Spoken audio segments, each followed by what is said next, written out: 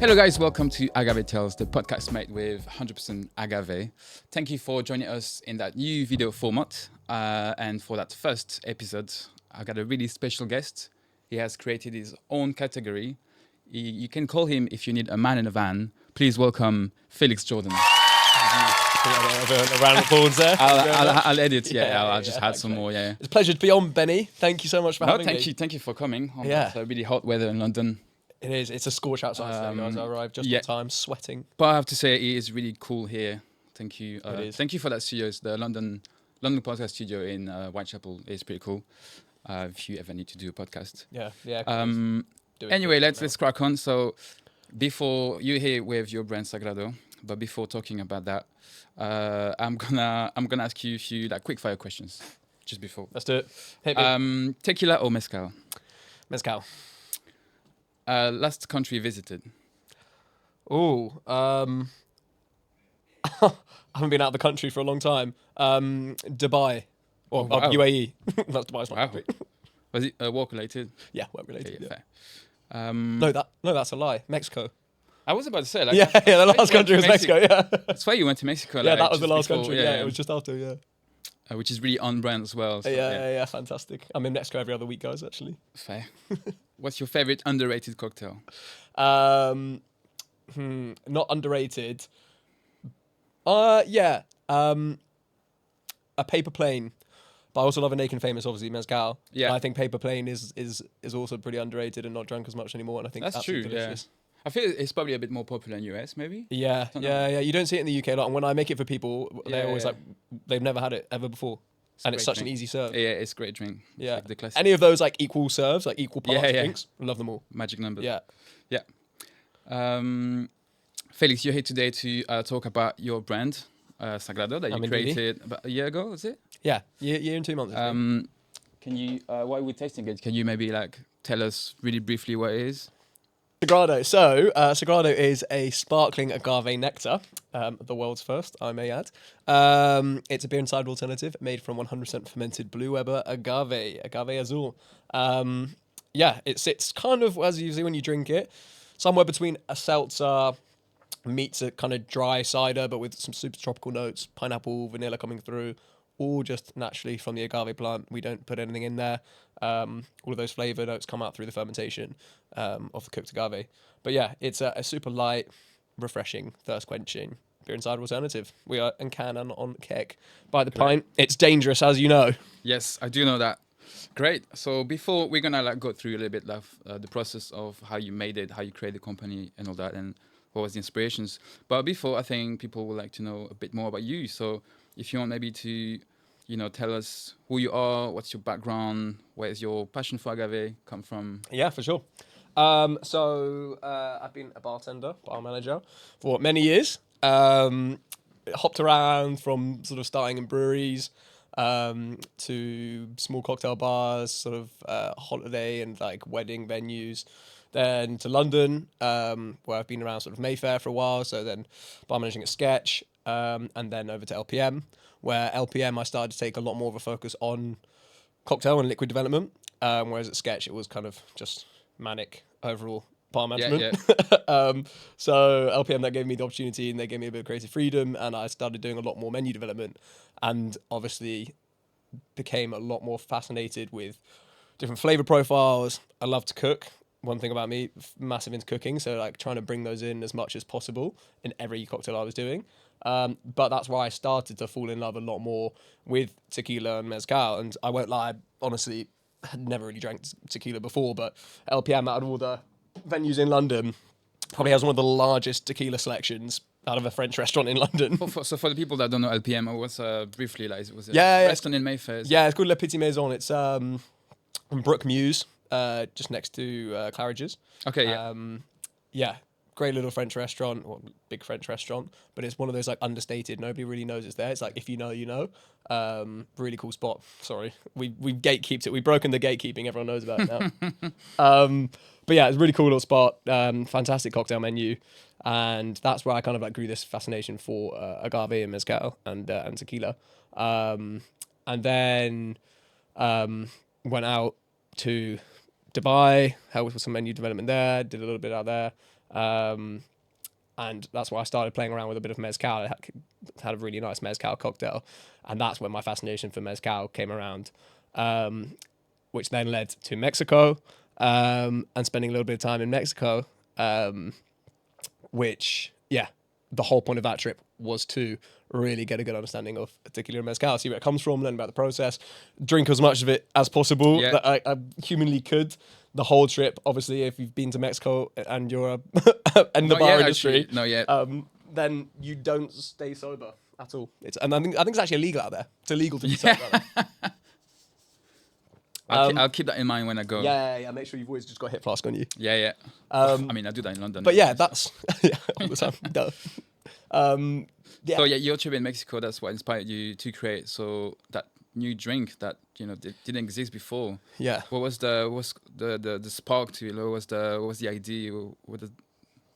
How did you come with that whole Yeah. idea of creating a whole new category that didn't exist? So I obviously was doing a lot of drinking out there, naturally, but what really fascinated me was the agave plant in general.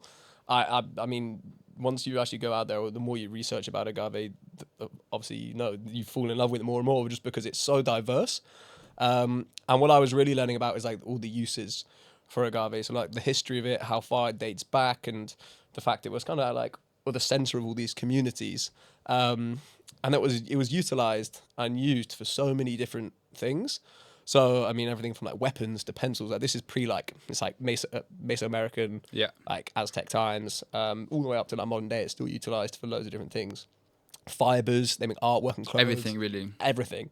So I loved that about it, and I thought it was so diverse as a plant, that the fact that you could also then get food from it, and alcohol, and beverages, and medicine, and like all these things that you can't really do with any other plant, and the fact it falls into all these like different categories of plants as well. Like, is it a cactus? Is it an asparagus? Yeah. Is it like is it an aloe vera, which is the one we get the most all the time? So it was this really cool plant that just absolutely fascinated me. I think the asparagus is the funniest because.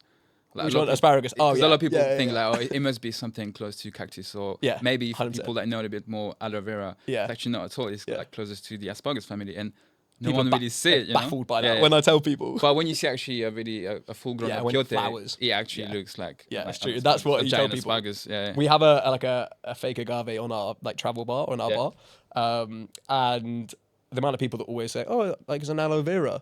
And we have to obviously explain. It does look like it looks very similar. Yeah. We need to get one that's flowered, or we should just like.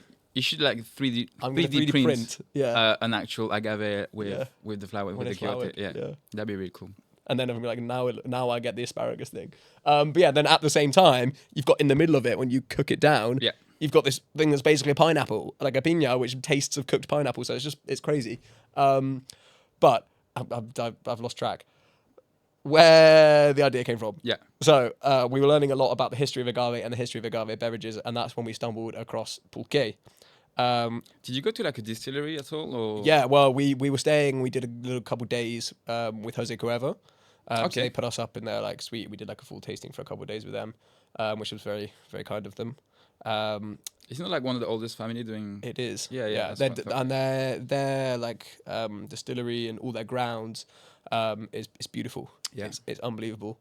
It was a really cool experience, and to get in depth really with all like the master distillers and see how they make everything from scratch, and see like the family history. That was really cool.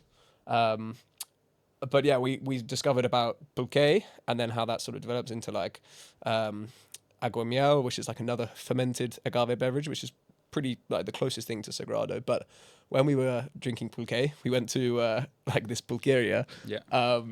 So those that don't know, shall I delve into pulque? Yeah, go on. Delve into it. So pulque is made from the sap rather than Sagrado and tequila and mezcal, which is made from the cooked like juice of the agave, the cooked center.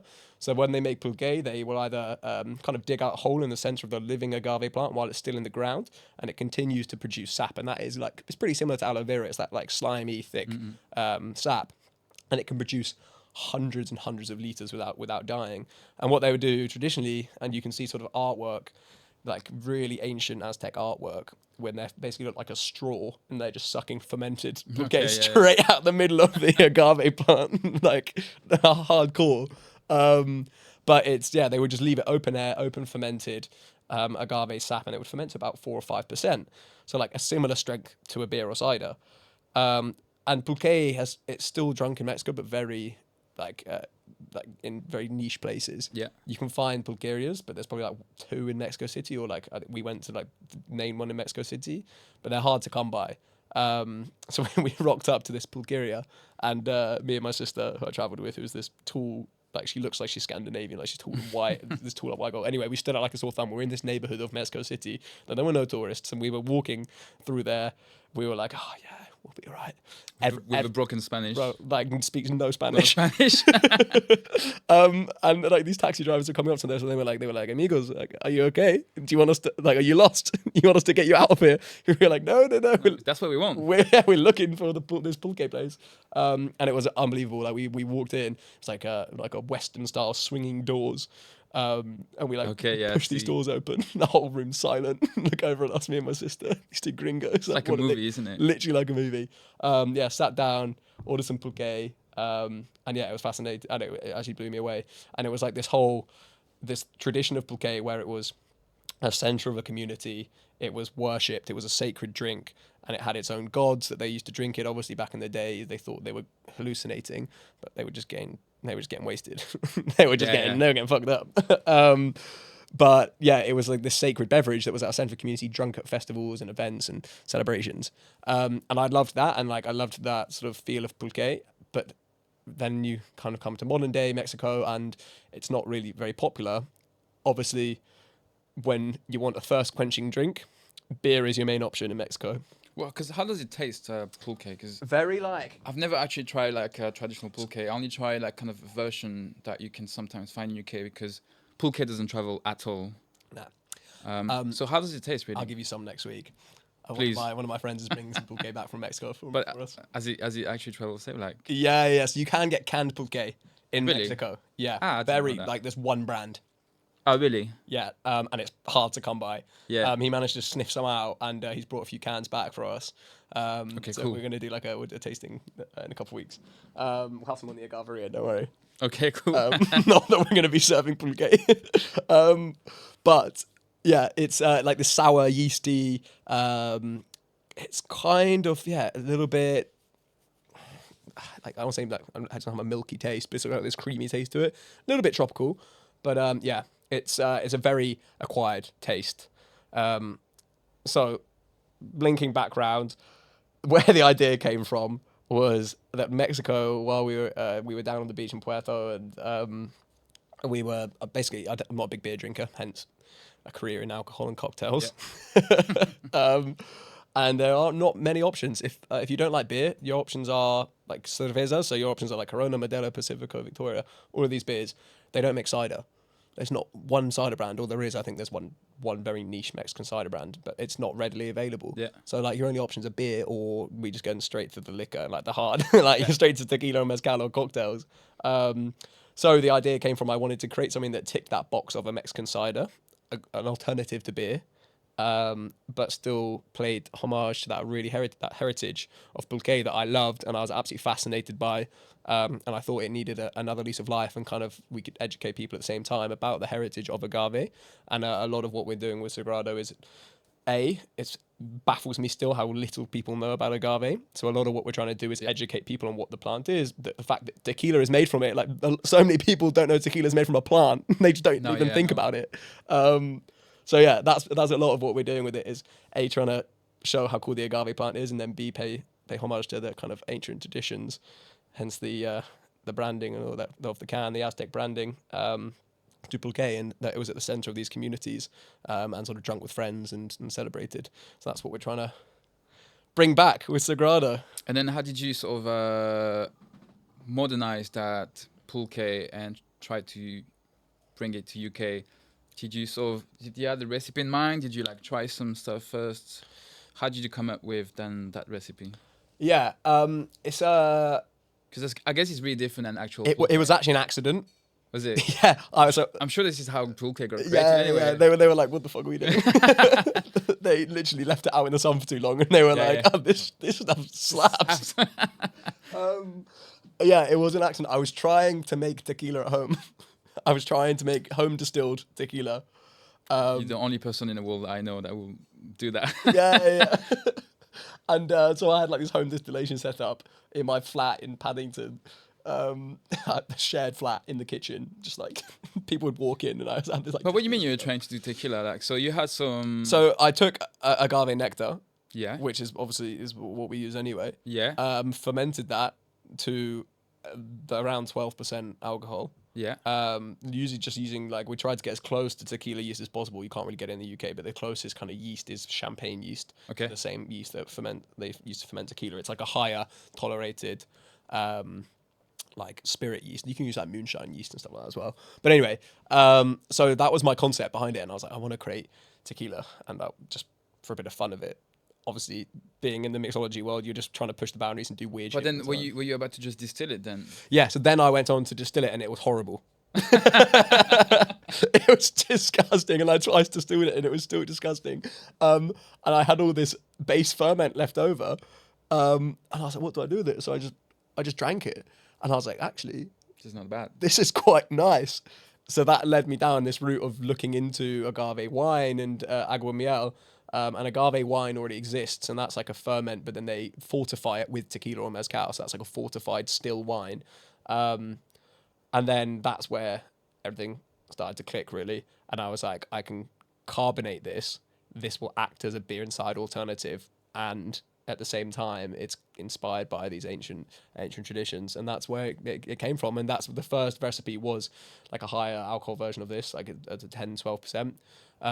Delicious, kind of had these more like it was very subtle, that recipe, more elderflower notes, and that was like one of the original ones, that original recipe that I think you tried back in the day. Probably, yeah. That was using a champagne yeast, so that was sort of core. You had a bit of elderflower apple notes going on. Yeah, it was very much like more cider vibe. Yeah, that was a lot more appley and cidery, which was cool. But it was also a lot sweeter, and then we kind of refined it from there and lent it more towards the notes of the agave plant, which I wanted to get through, that like kind of cooked pineapple flavor, that dry pineapple that you get from eating cooked agave, which I think comes through in this recipe. You really get that like tropical pineapple-ness, but also some of that pulque sourness that really interesting when we have Mexicans try Sagrado.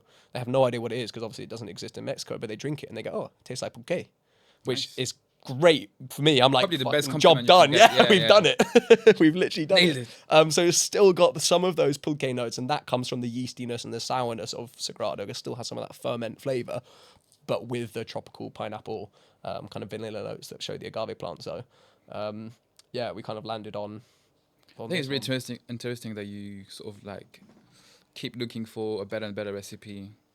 You know, even though like the product is already like kind of like what you want in your mind, but there's always room for improvement. Yeah, And exactly. I think it's pretty cool.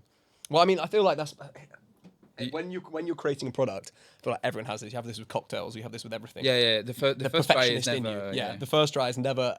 It's proof of concept. Yeah, And yeah. it's like we've got this amazing proof of concept. It's on the market already, and people are loving it. It's not quite there yet.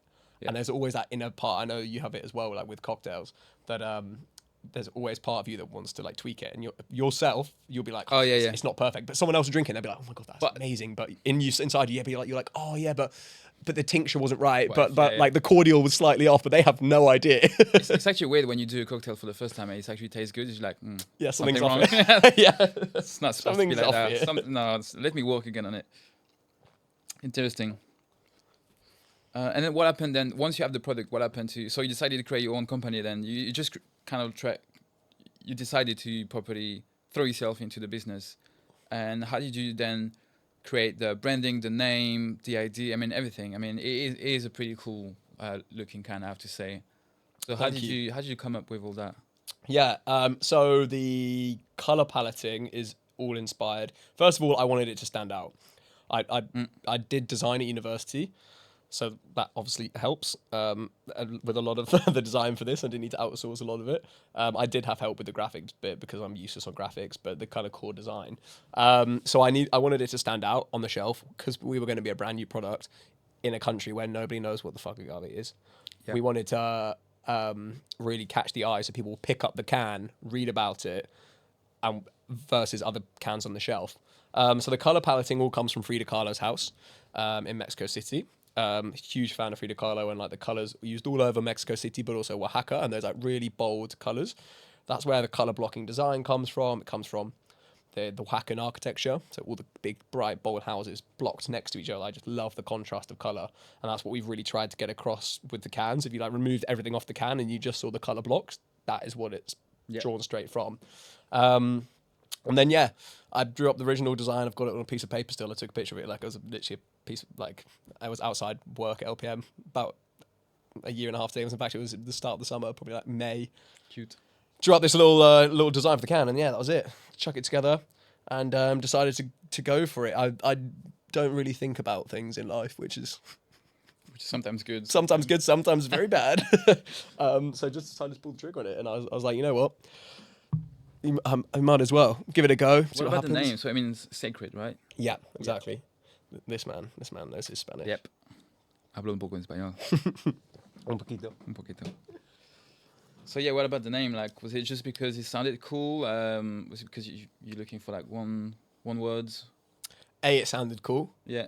I think that's so important with a drink. It needs to sound cool, especially with like a canned drink. It needs to be like off the shelf. Sounds cool.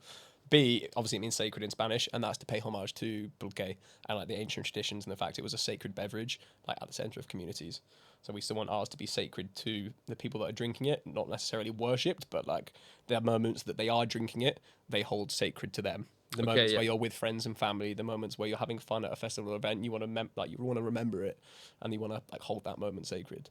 That's just like the marketing spiel. No, it makes sense actually. I mean, that makes sense. But actually, honestly, it was due to like the heritage and like the sacredness of pulque. And then how is it to? So once you have that product and you get the branding and everything, you have to think that there's no. At the same time, it's a huge market if you think that is beer and cider. But sometimes there's no market at all because that doesn't exist. Like no one actually pretty much ever created that. So how do you position yourself? How do you how did you brand it? Did you trademark the fact there is like an agave nectar based cocktail? Beverage, or what's kind of like the next steps once you have the products and the branding and the name? Yeah, so obviously protection is a massive thing. We're coming up with anything for a world's first. If it's like, I don't know, if you're coming up with a brand new invention, like physical invention, then it's super easy to patent it and protect it. Unfortunately, with alcohol, there isn't that regulation at all. You can't, even though we are the first people to do this, you can't trademark or patent a recipe. It's like cocktails. Annoyingly, just like a cocktail. You can't patent it. You can trademark the name and you can protect the name, but you can't protect the recipe. Yeah, but yes and no. Like, I mean, for example, like mostly Negroni is an old cocktail, but for example, the cocktails from the Sam Ross, actually, I think the Pepper Plane. I'm not sure if it's his or not. I don't know. Well, like Dark and Stormy, for example. Dark and Stormy, or like Porn Star Martini, and all that. Like, it is very strong brand if you think about it, but because it's not a brand, it's not trademark. Yeah. And the people that created them. But I swear Dark and Stormy is that you have to use. You have to use Gosling, but also like very much you can in any bar. I mean, I guess you could sue the bar, but who's gonna sue a random bar that uses another rum? But technically, if you want to do Dark and Stormy, you need to use Gosling. But that's the thing. There's just no protection against it, and it's really annoying because of arguably coming up with a brand new cocktail that becomes a classic is worth. It's literally an art form. It's something that they've created and that you can't protect, which I think is so stupid. That's the penicillin I was looking for. I think that's Sam Ross cocktail. Penicillin. Yeah, I think so. I mean, cocktail. If it's not that, just let me know. But I think it's funny that someone created a classic cocktail maybe 10 or 15 years ago that the entire world is using right now, and they can't own it. No, and legally can't own it. Only like really geeks like know that it's his, and you don't get any money out of it. But let's say like it's a recipe, like a food recipe. Yeah, exactly. Like who owns a steak frites recipe? No, I know what you mean, but yes, it's just a thin line. But so you couldn't really trademark your so we can trademark the name. And, of course, and the fact like it's a sparkling agave nectar. but we can't trademark the recipe. But actually, to be honest, it's one of those things. Being the world's first, it's a fine line between. We want people to know we're the first, but we also want people to join the category because it just helps with growth and awareness. Being the only one in the category is actually not. It's a good thing because it's like, oh, we're cool with people in this category, but it's a terrible thing because distributors don't have a category for you, supermarkets don't have a category for you, people don't know what to call you, and yeah, there's just generally no awareness. If you're like the third in that category, or let's say Yeah. 2 or 3 other brands join, that's the sweet spot because everyone's bringing awareness to it, and you're growing the category, but there's not so much competition that there's not enough to go around. So how did you approach like, you know, bars or distributors, like, or even just people? Yeah. Like, how did you? What was the first feedbacks about it? What was the? Surprisingly good, actually. Yeah. So our main target was originally target agave nerds like yourself. Yeah. So that was our main, like, our business plan was go for agave hotspots, people that are fascinated and love it, and Mexican restaurants and people that understand agave because it's an easy sell and people understand the product straight away. That's basically what we built on and what we still do. We're still very focused on people that are in the industry and understand the product. So that's why we go heavily for tequila and mezcal bars, Mexican restaurants, craft beer bottle shops where they understand a lot about alcohol. And through that, we started to build this base. And alongside sort of the way that you describe the product is super important, I think.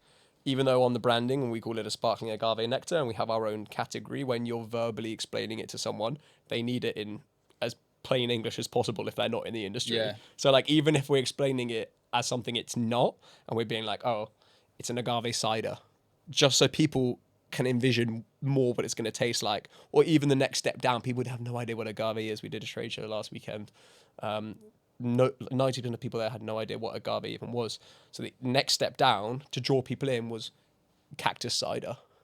Yeah. And then they go, oh, cactus cider, that sounds interesting. Come over and try it. And then when they're locked in trying it, then you can really explain to them what it is. And you go, actually, it's not a cactus, it's an agave plant. Have you heard of it?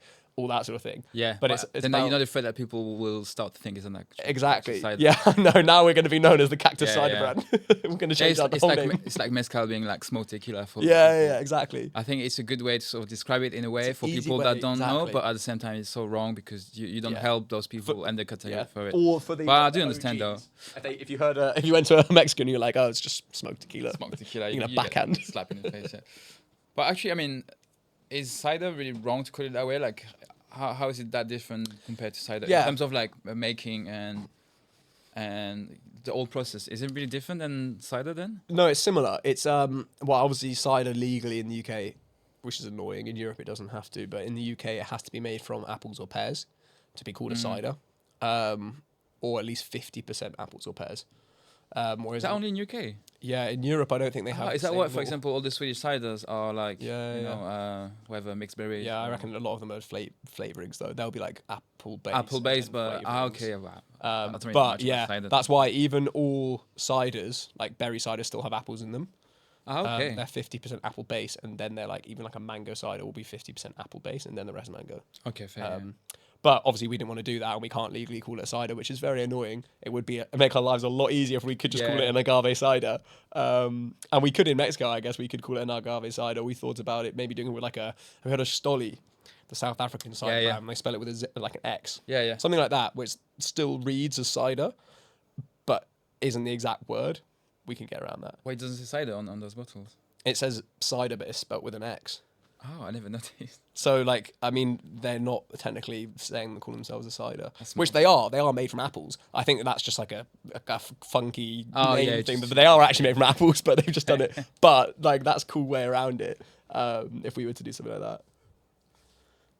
Cool. So yeah, a pretty challenging start, but quite surprisingly like well received as well, right? Yeah, really well received. People love the product. People love something new.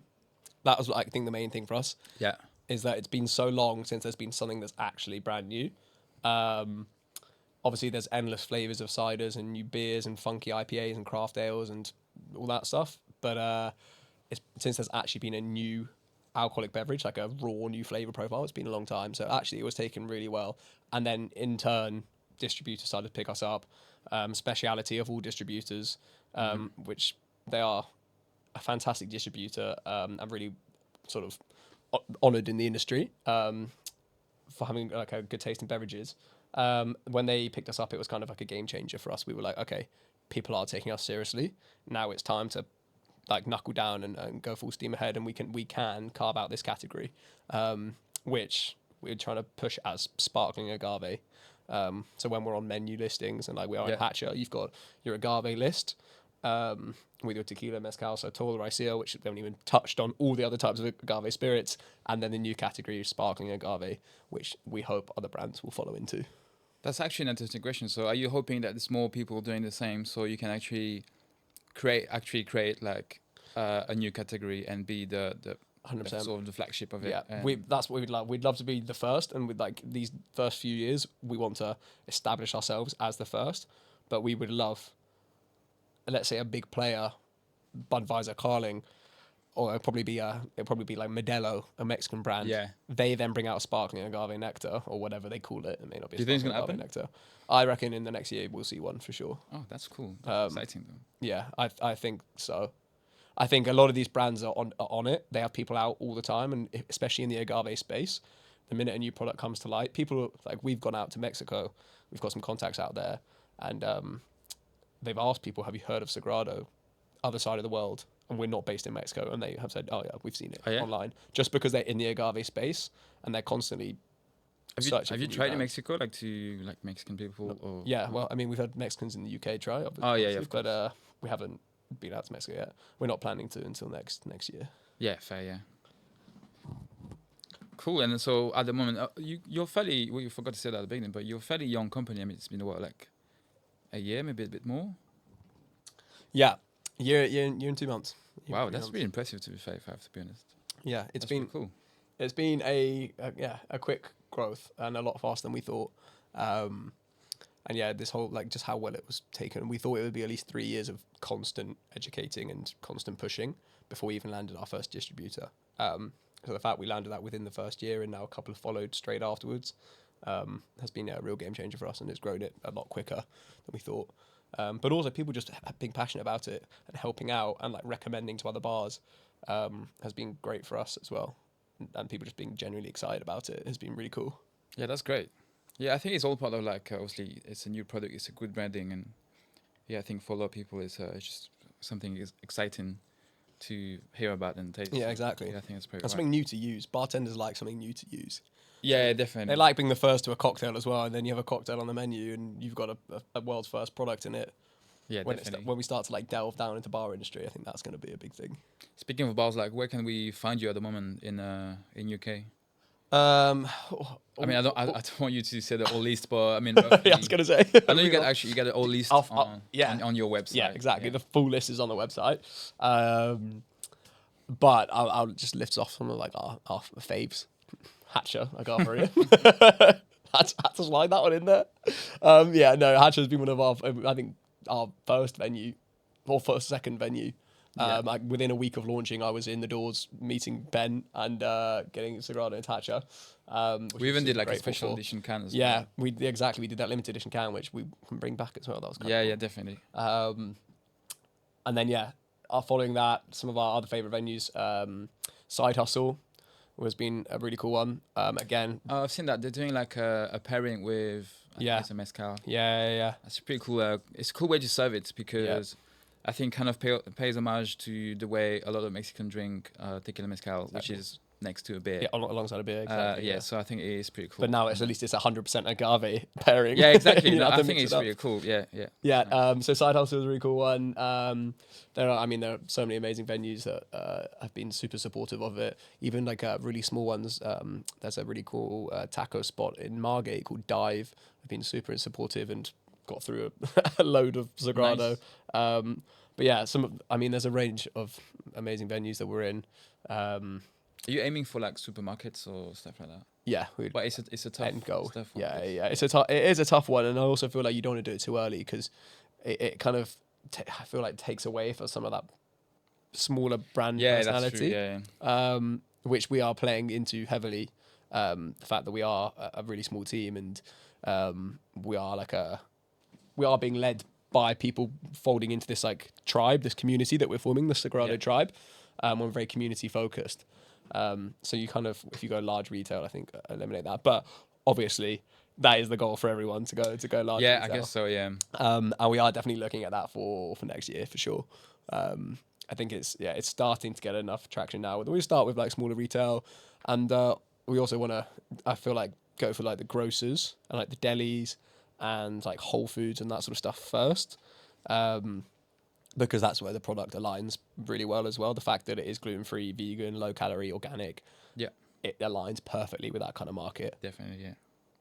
And what about, because I mentioned in the intro that you man in a van, but maybe I need to explain that before. No. Let's just clip that. Let's clip that and put that on the internet. People are, I've got a white van. Like, I've heard Ben saying that you're man in a van. So maybe you can explain like what's your summer 2025 is. So the Agaveria, that's the man in the van. We've got a mobile tequila and mezcal bar with taps along the side of the van, which is very cool. It looks like the mystery machine, so we call it the mystery mezcal machine, the Scooby-Doo mobile. But it's very cool. We've got on-tap cocktails. So this is a collaboration that we're doing all summer with Hatcher Agaveria, where we've got a mobile Agaveria on the road. We've got Sagrado, 2 flavors of Sagrado on tap. We've got our Sagrado Blanco, and then we've got our Sagrado Tepache on tap as well, which is our like spiced pineapple version, which is only available at festivals. So you have to come and find us at an event to try that one. And then we've got amazing cocktails by Hatcher, all on tap as well, which I think is super cool. Makes it so much easier to serve and quicker, but it also looks so much cooler. It's a really cool van, I have to say. Yeah, it's really cool. It's really cool. We've got some great cocktails on there, some with Sagrado in, some just their core products. And yeah, it's a really cool collaboration that we're going to be doing. We've only just got going, to be honest. It feels like we've done a lot of events, doesn't it? Yeah. But we've only done like 4 or 5. We've got like another 10 to go. So it's all wow. It's gonna. But has it been great so far? It's been really good so far. The events have been a lot of fun. We've definitely got the most unique and best cocktails at every festival we're at. No hate on the other cocktails. They're great. But we do have a really like special like serving for people that they are bar quality cocktails, that they are from like top bars in London that have won awards versus like your average festival bar. And then also having Sagrado and such a unique product on tap is just unique, really cool. And the van looks great, and the colours and the branding and everything. But yeah, festivals are a lot of fun. They're hard work. Is it gonna be? I guess. Is it gonna be like festivals gonna be part of your core sort of? Yeah, we would like to make it. Brand, we want to bring like a fun beachside brand, and we want to bring like a slice of like beachside Mexico to these festivals. So we've got this whole like Agaveria, and that you feel like you're in a little Tulum vibe. But yeah, this year was about getting out there, exposure. Yeah, it's the first year. And this is the first year, and I think we will do a lot of festivals next year. We'll be a lot more particular with the ones we choose. Yeah, I guess so, yeah. And I guess that's what you got to do. You got to do them all, see which ones fit your brand, see which ones fit you, and which ones you enjoy doing, and then next year we'll pick. Like cherry pick our favourite events. But yeah, we've had a lot of fun ones so far, and we've got a lot of fun ones to go. Great. Just get going. So what will be the plan for the next year or even later? What's the future of Sagrado? Global takeover. The future of Sagrado. So this year, like I said, exposure. That's all we're trying to do, is get as much exposure as possible of the category of Sagrado. And that's what these festivals and events are for. And then, following on end of this year, export. We want to try and get out there, get Sagrado into other countries. Starting with Spain, we'll be in Barcelona end of this year. Great. Which is going to be very cool.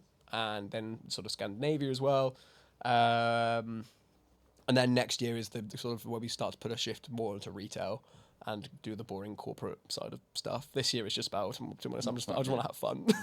We just want to have fun with the brand, and that's what the brand is about, really. It's about having fun. It's about enjoying yourself and having this this drink that makes you feel like you're on holiday and nothing really matters. So that's what we're trying to like hammer in this year, and then next year, put a bit more focus on the corporate side and the retail, and try and land some of those bigger listings. But for now, I think we're very happy with the growth is going, the pace is going, and we just want to stick to the venues that align with us and like the brand a lot better. So we can really, venues that are going to be passionate about it and are going to like really explain the product to their customers. Okay, That's super important for us at the minute, rather than just being stocked in loads of convenience stores that the product's going to sit on the shelf for months because nobody knows what it is. yeah. We want venues who are going to sell it for us, and then in turn, those people can go and buy them in a convenience store if it's near them once they already know what the product is. So yeah, that's planned for this year, and then next year retail. Great. That sounds exciting. Great. So, all right. I think we pretty much covered everything about Sagrado. Now, it's going to be the end of that podcast, sadly. But before we go, I'd like to ask you if you have any recommendations for our listeners and viewers. What are we talking? Drinks or bars or? Anything you want, mate. It can be even a movie, a book, whatever you want. You get like a couple of minutes to just, I don't know, just tell everyone what you've been recently enjoying. Yeah. Okay, cool. I mean, drinks is the easiest. I haven't been out, unfortunately. The life from going from a bartender and a bar manager where I was out every weekend, like exploring all the new bars, to this has been completely shit. Doing admin 5 days Yeah, a week. literally like admin until 11 p.m. in the evening rather than going out. So I haven't got to experience any new bars recently. Annoying. That's a lie. I went to Dram. Dram was probably the last cocktail bar I went to. Dram is pretty cool. Yeah, I do like it. Yeah. Yeah, it was cool. I mean, not much tequila or mezcal, but I mean, you can change that. yeah, I can say Maybe they can have Sagrado on tap. Yeah, so true. We're gonna get some agave in Dram. I don't think they'll be too happy about that. Yeah, that was the last cocktail bar I went to, which was great. They do a lot of like cans, like cocktail cans. Do they? Yeah, they get like their own, I think, device and that they do when they do. That's such a clever idea. If I were a when they You're do a cocktail takeovers, they do like a special can just for that event. Or whatever. I think it's pretty clever. Maybe you can get canning machine. Like they're pretty easy to get like in-house canning machine. I had a look to it like I think last year. Yeah. They're not cheap either. Depends on your budget, obviously, but yeah. But they are pretty cool. Yeah. If you have some kind of location in your venue that you can set up like a small shop or like fridges at the front where people can get one to go, I think it's really. It has to be a low volume though, because otherwise I think it's going to be a lot of like work. A lot of work. To manually can every single. Yeah. We've got to sweat the assets. Like these bar managers aren't busy. They can stay an extra 4 hours a night. Yeah. It's okay. Drinks. I've had a lot of fantastic mezcal recently, obviously. A couple of my absolute faves that we've had recently. I've got a really nice bottle of. I mean, one that is obviously is more of a mainstream brand, Los Siete. And we've got their Tabala and their Araqueno at home, both fantastic. The Tabala is absolutely delicious. Would recommend absolutely both of those. But actually, a more like medium shelf one, which is one that we actually stumbled across. We know it existed, but we've been using it in cocktails. We've been drinking a lot of Del Maguey Puebla. We've been drinking a lot of that. But the 400 rabbits, the 400 conejos, I think. Yeah, that's the one. Not to be mixed up with cajones. Yeah. But yeah, that was really good as well. They're just Espedian mezcal. Stumbled across it the other day. Absolutely delicious. Really easy drinking, but pretty good price for it as well. Perfect. On sale at the minute on Amazon, £31. Shout out to them. Go grab yourself a bottle. Shout out to Amazon. Shout out to Amazon. All right. I think that's it. Well, thank you so much for people for listening to us or looking at that podcast. And please, if you like it, please follow Sagrado. What's your Instagram again? Sagrado it's, Tribe. Sagrado Tribe. At Sagrado Tribe, or we are Sagrado everywhere else. Please give them a follow. Please check their website. It's pretty cool as well. And thank you, everyone. Salud. Salute, brother. Salute. Thank you. Don't know why I've done that.